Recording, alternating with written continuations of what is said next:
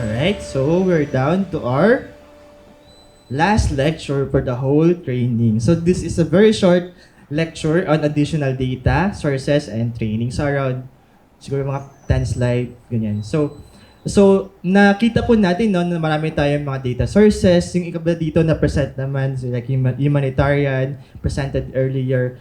So ano lang po yung mga additional data plus mga additional training that can be provided especially from the side ng COPIL. Okay? So una, we have some additional videos. This is a set of videos discussing about Copernicus. So yan po ay through a YouTube channel. So makita naman po yan sa send namin na PDF copy ng presentation. You can just visit those link. If you want to learn about Copernicus, introduction, ano yung mga services ni Copernicus, okay? Ano yung mga mission niya, okay? Just to supplement whatever na natutunan na natin about Copernicus. Kasi tayo, we focus on the satellite data no, from Copernicus. Then, ito yung mga list naman ng other sources that you can visit. For example, if you want to download building footprints, so meron dyan si Microsoft, nandyan po yung link. Okay? Sa Google Earth Imagery, may ano naman po tayo dyan, may background na, no? Nandyan po yung link natin to access the building data from Google Earth.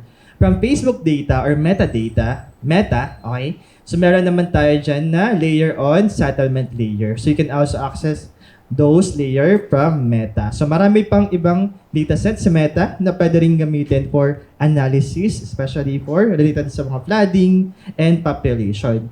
Then we have some commercial satellite here. Okay? If you want to download also population data, maliban doon sa sample humanitarian data, you can also visit WorldMap. Nandiyan yung ating link.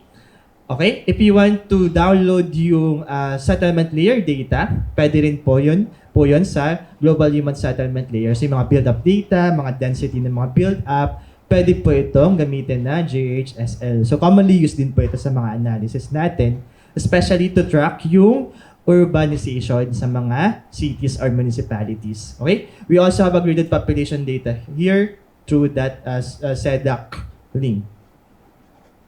Okay? We also have Meta Relative Wealth Index, so other poverty or vulnerability data to. We also have poverty estimates from Stanford and graded global data sets for gross domestic product. So mga other reference data po yan. Okay? Again, as presented by the presentation from PILSA, you can access most of, for example, population data, okay, and other humanitarian data from this particular site, yung HDX. Okay, the Humanitarian Data Exchange. So, partner nila yung PILSA yun.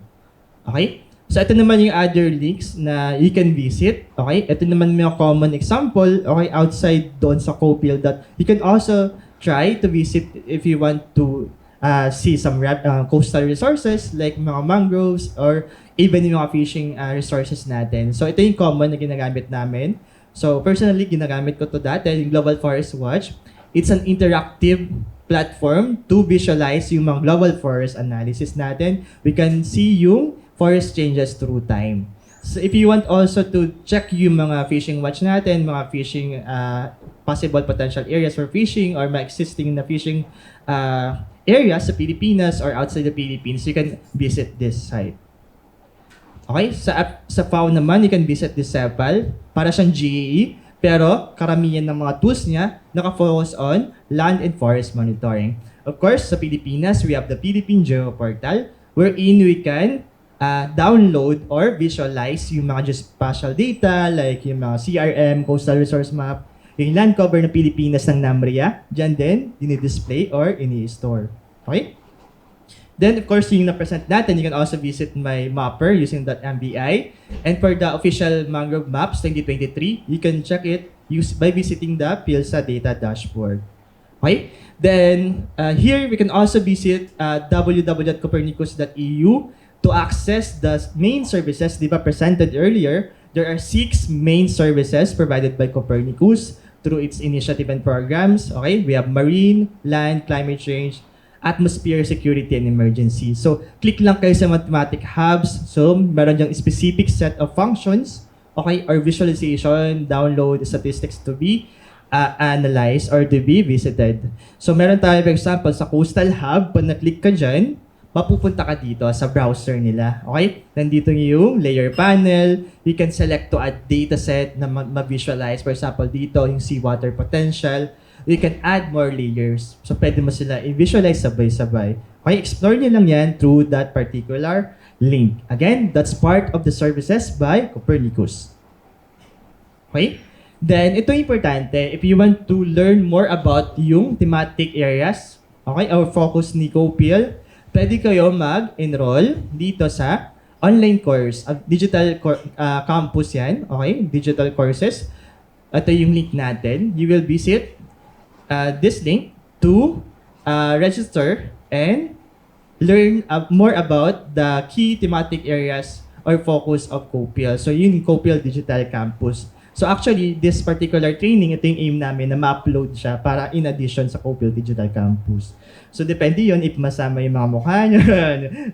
Balikan natin yan soon. So, okay? So yan, pag nag-check kayo dyan, okay, makita nyo yung different course categories, no?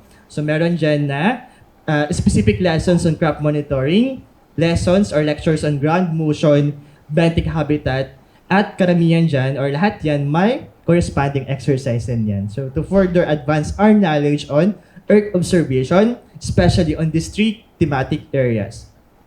Okay? So, for example, may mga, ano din dyan, may mga recorded presentations and different resources as well. Okay? That's free. You can, visit the site and register an account lang. Alright? And lastly, you can visit the social media links ng COPIL. We have this COPIL Center sa Facebook. And you can also follow for updates our LinkedIn account dito sa COPIL Center. Okay?